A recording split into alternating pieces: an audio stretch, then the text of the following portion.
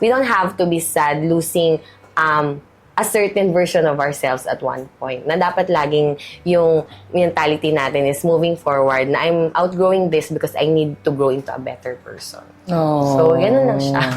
Alam mo kung ano yung pinakamasakit talaga sa pag-outgrow ng mga tao? Yung akala mo na outgrow mo na siya, pero nung bumalik siya, ganun na ganun pa rin pala. Diba? Yung parang, akala ko okay na ako, akala ko wala na. Pero nung bumalik siya, parang, relapse ba yan? Ayan na naman. Diba? Parang, pwede ka na naman ulit na nagpakarupok. Isang smile lang, no? Diba?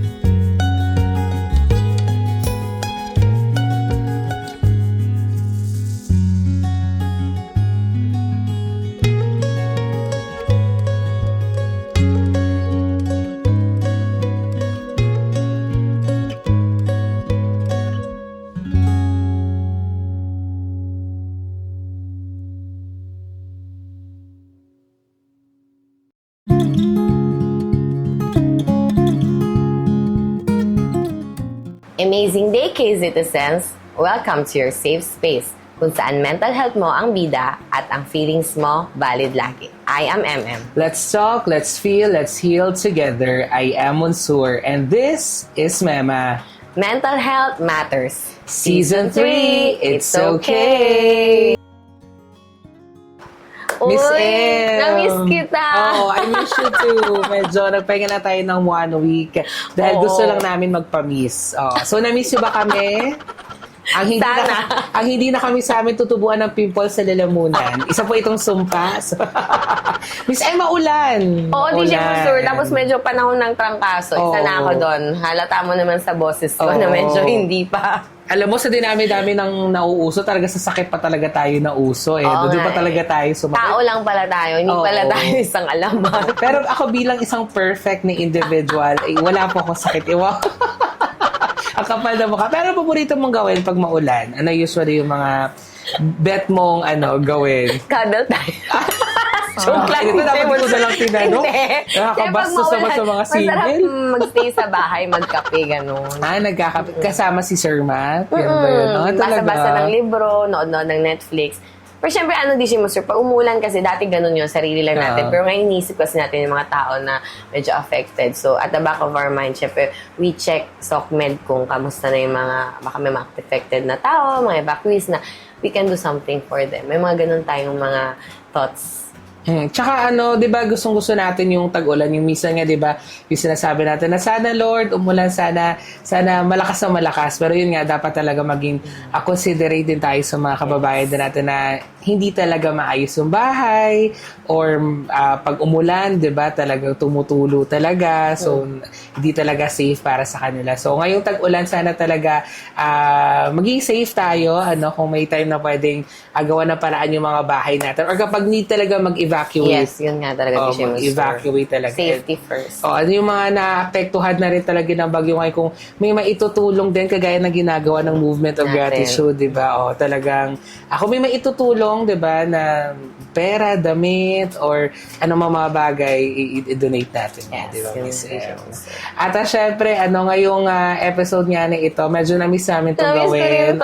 Kaya naman, ito na ang aming Mema Learn! So, ako na lang muna makuuna. No? So, ang Mema Learn ko this week is that saving a relationship doesn't mean tolerating disrespect. So, grabe naman yun. Ang lalo. Ba't bilang relationship na yun? Nag-upgrade? Isang linggo na akong nawala. Baka may na-miss out ako. Hindi kasi diba, ganun tayo minsan yung, feeling ko yung mga taong yung mga people pleaser. Or yung mga tao talaga na umiiwas lang sa gulo. Kasi minsan, pag nakakita natin na kahit na-offend na tayo or yung isang tao na yun na malapit sa atin, medyo nakakapagbitaw ng mga masasakit na salita or hindi na talaga nire-respeto yung boundaries natin, minsan tinitake for granted na lang natin or tahimik lang, hindi natin kino-call out because close tayo dun sa tao or baka masira yung relationship na meron kayo. Like for example, magkatrabaho kayo or magkapit-bahay, magkaklase. So natatakot ka na baka kapag pinoint out mo yung pagkakamali niya, masira yung friendship, 'di ba, yung relationship ninyo. Pero minsan kasi yung pag-correct doon sa isang tao or pagsasabi ng nararamdaman mo is self-respect din yun no. So kung kinakailangan na siguro putulin yung relationship na yon for your peace of mind or para maging maayos na yung pakiramdam mo, gawin mo yon, lalo na kung alam mo naman na wala ka rin ginagawang masama or you just wanna correct something. So, yun ang aking memo learned this week. So, okay nga, di siya mo siya, kinokorek mo siya ng harap-harapan kasi naman binabackstab mo ng patalikod yung isang tao. Tsaka ayoko yung ganun, yung patalikod na sinasabihan yung isang tao. Yung sinasabi sa ibang tao. Para saan, di ba? Parang hindi, wala namang concern etong pagsasabihan ko, bakit ko sa kanya sasabi. So, doon na lang agad. Di bale na mag-away kami, di bale na magkasamaan na loob, at least naging totoo ako sa'yo. Hindi ko na siya ikinalat sa buong sambayan ng Pilipinas. Ganon. How about you, Miss M? Ako naman, DJ Monster, yung mema learn ko is we have a lot of outgrowing to do in life. Kasi ba dati sinasabi lang na change is the only thing constant. Pero yung version ko naman kasi is outgrowing happens in our lives, as in all throughout our lives. Yung pag sinabi mo kasi outgrowing, yung hindi na nagbago ka, kundi ikaw pa rin at some point, pero na-outgrow mo lang yung ibang mga bagay. Like habits, yung mga paborito mong pagkain noon, nag-iiba na. Like kung mahilig ka dati sa kape, ngayon soft drinks na yung gusto mo. Kasi it could be na may reason, could be health, or could be parang may bad memories na kasama yung bagay na yon, like yung lugar na to gustong-gusto mo, tapos ayaw mo nang puntahan because of something. So for me, that's called outgrowing. And it's really normal kasi syempre, we outgrow things, people, places because we have the need to grow. Mag-need nating mag-grow sa life. So, normal process siya ng life na we don't have to be sad losing a certain version of ourselves at one point. Na dapat laging yung mentality natin is moving forward na I'm outgrowing this because I need to grow into a better person. Oh. So, ganun lang siya. Alam mo kung ano yung pinakamasakit talaga sa pag-outgrow ng mga tao? Yung akala mo na outgrow mo na siya, pero nung bumalik siya, ganun na ganun pa rin pala. Di ba? Yung parang, akala ko okay na ako, akala ko wala na. Pero nung bumalik siya, parang, relapse ba yan? Ayan na naman. Di ba? Parang, pwede ka na naman ulit na nagpakarupo. Isang smile lang, no? Diba? Alam mo yung akala mo okay, tapos nung nag-message lang sa'yo na, saan kayo? Agad-agad may reply, di ba? Dito, saan ka ba? Dito, punta ka na. Parang, teka lang, parang sobra isang taon mo yung inilaban yung pag-move on. Tapos, saan ka? Ay, dito, punta ka. Yung parang gano'n, ba yung Or ikaw, saan ka? Punta mi. Oo, di ba? Yung parang bibitawan mo lahat. No? Yung akala mo okay. Nakakainis yung ganyan. Nakakainis ka. Feeling ko, next siguro problem sender na to. Oo, nakaka-relate ako sa sinabi mo. Pero eto na nga, Miss M, bilang napag-usapan mo yung mga changes na yan, yung mga pag-outgrow, etong ating problema sender this week, medyo makaka-relate siya dito, because it's all about changing herself into someone na akala niya yun siya, and then eventually bumalik na naman because of the pressure na nasa paligid niya. So, basahin na natin, Miss M, ang ating problema this week. Sabi niya, hello DJ M and Miss M. Sabi niya, please hide my identity. Just call me Joel. Nagsisisi ako ng sobra ngayon kasi binago ko yung sarili ko para lang sa validation ng ibang tao. High school pa lang ako nung mag-come out ako as a trans woman kasi bata pa lang, ramdam ko ng babae talaga ako. Pero nung 18 ako, ni-inlove ako sa isang babae. Sobrang attachment ko sa kanya marahil dahil na rin sa child neglect nung bata ako na parang naging personality disorder na. Ang problema, transphobic ang mom niya at conservative yung ibang family members niya. Ramdam ko na nandidiri sila sa akin whenever bibisita ako sa bahay nila. Dahil desperado akong matanggap nila, nagde-transition ako nung 19. at pinilit ang sarili ko sa mga masculine na mga bagay-bagay gaya ng panlalaking damit at pananalita. Ang masakit, nakita ko na yung mga pictures namin together, edited ako para daw magmukhang lalaki talaga. Ngayong 22 na ako, nandidiri at nagagalit ako sa sarili ko. Sinira ko yung yung totoong pagkatao ko para lang sa kanya at gustong-gusto ko na bumalik sa kung sino talaga ako. Paano po ba makaka-recover sa ganitong klaseng experience o regrets, no? And medyo madaming siyang issues sa sarili niya, no? Pero ikaw ba, Miss M, speaking of regrets, ano yung hindi mo malilimutan na pagsisisi hanggang ngayon, pag binabalikan mo, kung may chance lang sana, gagawin ko siya or hindi ko siya gagawin? Siyempre, gusto ko sabihin talaga yung answer na wala sana talaga kasi I'm happy with Ryan. Pero, siyempre, mayroon talaga isang incident na pabalik-balik di siya yung Monsur. Yung isang phone call na hindi ko talaga sinagot. Kasi high school, college ako noon. So, nag-pass away yung lola ko. And then, 2 months after yung lolo ko nag-visit sa Manila, siyempre, we spent time together. Tapos, umuwi na siya Aklan. There was this particular night na tumawag siya kasi naglo-long distance siya talaga weekly. And then, ewan ko what I'm doing then. Siguro nagsa-cellphone or nagbabasa or nagti-TV. And then, sabi ng mom ko, gusto kakausapin ng lolo mo or gusto mo kausapin yung lolo mo. Tapos parang nag-motion ako na parang hindi kasi may ginagawa ako. Tapos, syempre inisip ko di siya mo, sir, weekly routine naman yun. Tawag naman siya ulit or pwede naman akong tumawag. Hindi naman siya importanteng bagay, pero I can't remember why hindi ko tinanggap yung tawag. And then, that morning or the following morning, nag-pass away yung lolo ko. So, I didn't get that last conversation. So, kapag binabalikan ko, siguro kapag when we talk about regrets, yun yung regret ko na kung sinagot ko siya, baka... May kurot pa rin hanggang ngayon. We had naman kasi a conversation in person nung sa Manila siya. Pero, syempre, the fact na you denied that phone call, syempre iniisip mo na baka may gustong sabihin or for the last time. Ayoko yung na-feel niya, oh my God, ayoko yung na-feel niya na the last time na parang tumanggi ako or syempre sinabing busy ako or may ginagawa ako. But syempre sa self ko, alam ko na tumanggi lang talaga ako. So yun yung regret ko. Pero when you think about regrets kasi di siya Monsur, kapag stuck up ka talaga, hindi ka talaga move forward eh. Kasi regrets is always thinking what ifs, diba? Eh di mo na yun mababalik kasi hindi mo na talaga maulit yung mga bagay na yun. So, I try to move forward. Kaya, madalas di siya Monsur kapag may chat, may call.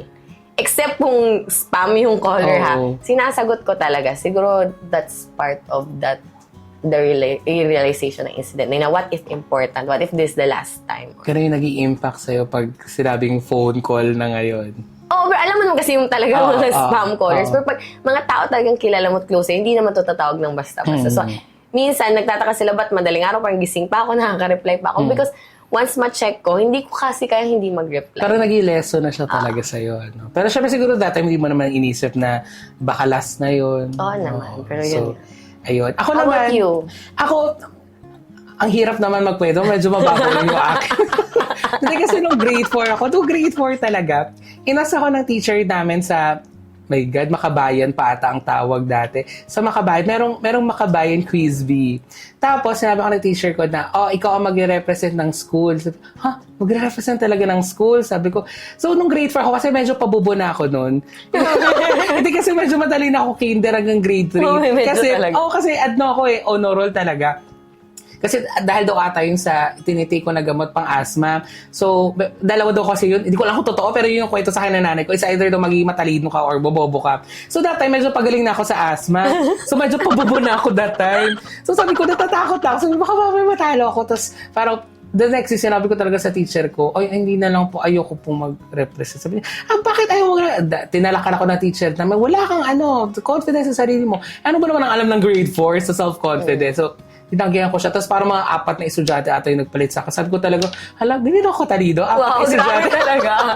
Tapos hanggang ngayon binabalik ko siya because after that, parang di na ako nagkaroon ng chance na mag-represent ng ng school sa mga competition. Siguro pag mga bugbugan na lang nare-represent ko yung school namin. Hindi, yun sabi ko, kasi parang naiingit na ako na parang, alam mo yung mga nakakita mo na nagre-represent ng school, tapos pag mananalo, may mga, tawag dyan, may mga tarpaulin sa labas. Yun yung ko talaga. Pagawan ka ng tarpaulin. Sige, mamaya. So yun yung parang biggest regret ko na, bata pa lang ako, parang pinagdududa ko ng sarili ko. So ngayon, parang sabi ko, pag may opportunity, at dumating na talagang para sa akin, medyo ginagrab ko na siya Ang full talaga ng confidence mo ngayon. Kasi perfect ka talaga ngayon. Oo naman. I mean, hello. So, ayun na, going back sa ating problema sender, no?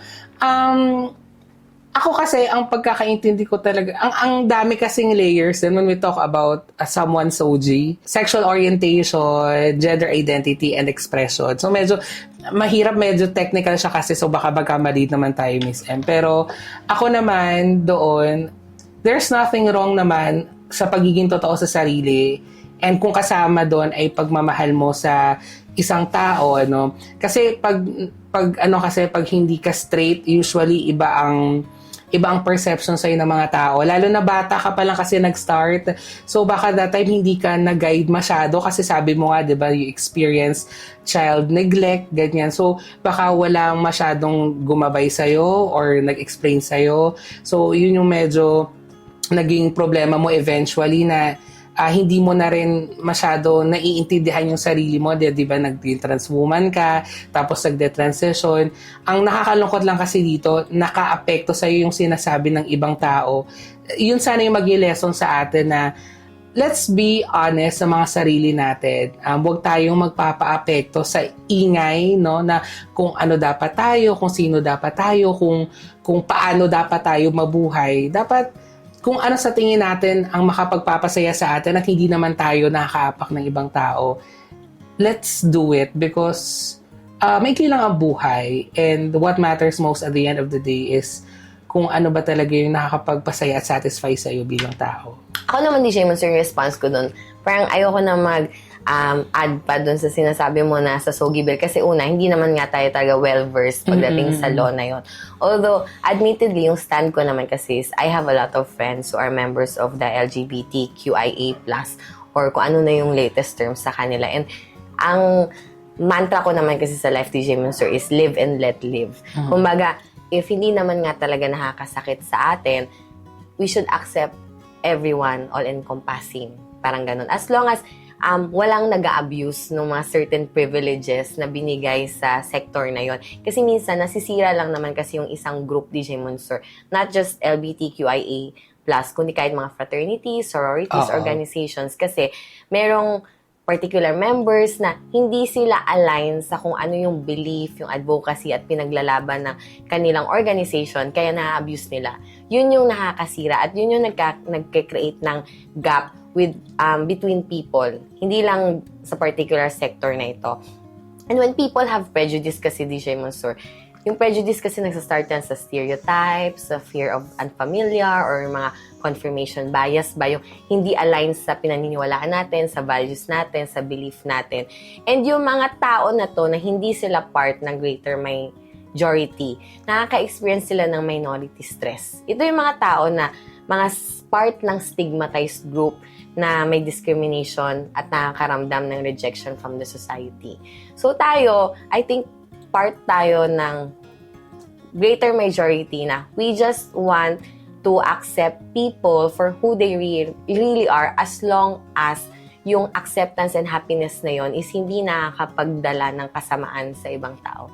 Feeling ko ganun talaga yung belief natin. And especially with this show, we're advocating mental health. So, as much as sinasabi natin na all feelings are valid, syempre, may particular limitations din. Valid nga siya, pero not to the point na nakaka-hurt tayo or nakaka-offend tayo or na-enjoy natin na nahihirapan yung ibang tao. So, with our letter sender naman na si Joel, yung masasabi ko is, he is experiencing yung tinatawag na may minority stress. First and foremost, nakaka-experience kasi iba siya compared sa karamihan. And then, pangalawa is yung feeling of rejection from the family of the person that he loves. And syempre, alam niya sa sarili niya na hindi pa siya talaga fully ma-accept. And it's difficult because when you love someone and that person that you love is placed in a situation na pumili between personal relationship and family approval, ang hirap nun, DJ Monster. Diba? Parang, hindi, although meron siya sabi na Romeo and Juliet na against all odds, pero yung struggle, hindi natin nakikita sa dalawang taong naka-experience. Everyday struggle yun na kailangan mong mamili. Kailangan mong i-please yung both parties. So, eventually, it may take a toll on the relationship nila. Kasi syempre, yung mama, ayaw talaga sa partner mo, and then yung partner mo, pinipilit na to fit in sa norms ng family mo. So, hindi natin alam yung take ng relationship. Depende sa kanila, depende sa circumstances. Pero alam natin na at this point, nahihirapan sila to keep it together.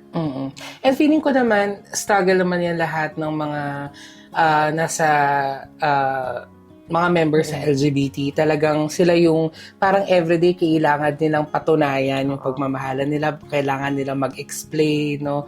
Kasi ang dami rin naman talagang layers, no? Lalo na ang gender kasi is very fluid. So, may mga tao na hindi talaga yan magigets. Even nga yung mga ibang members din, no, na nasa proseso pa lang na pag-discover ng sarili nila, talaga hindi rin madali sa kanila na one day they just decided to be gay or trans woman, diba, or lesbian. Medyo proseso siya. So, siguro lang, ang maipapayo ko lang siguro sa ating letter sender is wag mong pilitin muna yung sarili mo na i-find out kung ano ka talaga at kung sino ka talaga.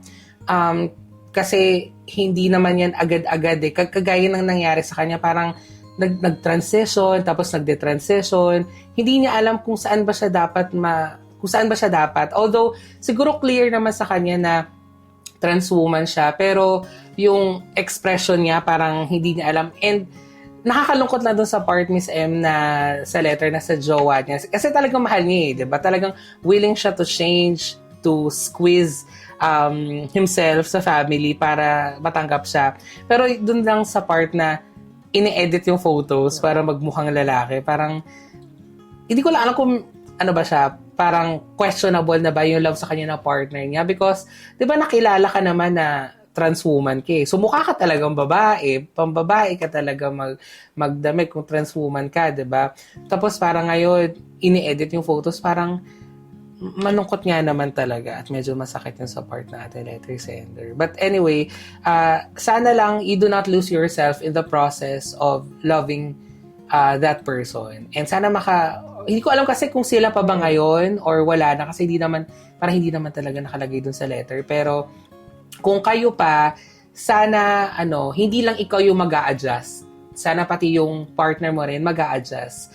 And kung hindi man mag-succeed or nag-succeed yung relationship niyo, hopefully, you will find someone na hindi mo kailangang baguhin yung sarili mo. Tanungin yung sarili mo everyday, am I good enough? Ano pa ba yung kailangan kong gawin para mahalin? Because that person loves you kung sino ka at kung ano ka talaga. For Joel naman, the bravest thing that you can do is to come back to yourself. And by that is, yung recovery kasi hindi siya nangyayari by erasing your past. Kasi hindi mo na mababago yung choices mo yun eh. May mga choices kasi tayo na, sa time na yun, hindi ko alam kung rebellious lang tayo or gusto lang talaga rin gawin yung gusto natin. Pero sa time na yun, iniisip talaga natin na choice ko to and life ko to. Pero later on in life, ma-realize natin na it wasn't really, hindi natin masabing bad, it wasn't really the best choice sana. Pero at that moment, syempre we felt na ito yung tama, ito talaga yung gusto ko, ito yung best para sa akin. Kasi ganun naman yung mentality. Hindi naman tayo talaga evil by nature. There's innate goodness in all of us. So lahat ng choices natin, yung intention dun is maganda. Yung intention dun is feeling natin yun yung makakabuti talaga for us. And then in the long run, if we realize na ay mali pala, hindi pala ito yung gusto ko, hindi pala ito yung life na gusto ko, is when we look back at from a different perspective, nakikita na natin, we want to redeem ourselves. And redemption doesn't come easy. Hindi yun ganun kadali. Kasi may stigma na-judge ka na, iba na-ostracize ka na ng mga tao sa paligid. And ang hirap yung, hindi lang sa sarili mo eh. Kasi si Joel, he has to prove something to himself. At iba pa yung ipoprove mo yung mga tao sa paligid mo. Mas ang hirap nun, grabe yung pressure na i-prove mo sa lahat na eto na, nagbago na ako, I'm taking the right path, or embracing na, nagsisisi na ako, or ganon ba. So, recovery is not erasing the past, but first and foremost, forgiving yourself. And then from then onwards, syempre, tama na yung kakathink na what if kasi hindi mo na mababago. And once you decide to forgive yourself, and once you decide na eto na, tuloy-tuloy mo na yan. And syempre, huwag mo kakalimutan yung pag-pray mo kay God. Kasi lahat naman kasi na to, guided ni God yung decisions natin. Sa mga time na yon, hindi ko masasabi na guided ni God kasi kung feeling natin mali, could be na nagpadala tayo sa temptation, could be na may lapse tayo sa judgment, or could be na masyado tayong bata to understand what's really right and wrong. But now that you have matured, you have grown wiser, hopefully, mag-pray ka kay God na i-guide na yung mga decisions na gagawin mo sa life mo. And yun nga, not just kung saan ka magiging happy, but also kung saan mo mas ma-accept yung self mo. Minsan kasi, DJ Monster, yung happiness, nat-trade natin yung yung happiness kasi minsan, hindi siya yung accepting oneself kung gusto mo lang sumabay sa iba. Pero you have to find your own authenticity. Ano ba talaga? And then accept yourself kung ano talaga yung gusto mo sa buhay na hindi ka talaga makakatapa or makakasakit sa iba. Tsaka what's important talaga is now. Yung ngayon, no? I mean, marami naman tayong ginawa talaga dati na parang pag binabalikan mo yung medyo, yun nga, tama naman yung term mo, may mga kadiring nangyari naman talaga, diba? Early age, parang ayaw mo na. Pero, kailangan mo siyang pagdaanan to become the best version of yourself. Now, siguro hindi pa talaga ito yung better or best version ng sarili mo, pero you're in the process. No? Alam mo na yung mga mali, alam mo na yung mga hindi mo dapat ginawa. And feeling ko naman, walang nangyari in the past na nangyari lang yung para saktan ka. It happened because it has made you the person you are today. Ayun. Thank you so much, candidate number 8. That is the person to candidate number 9.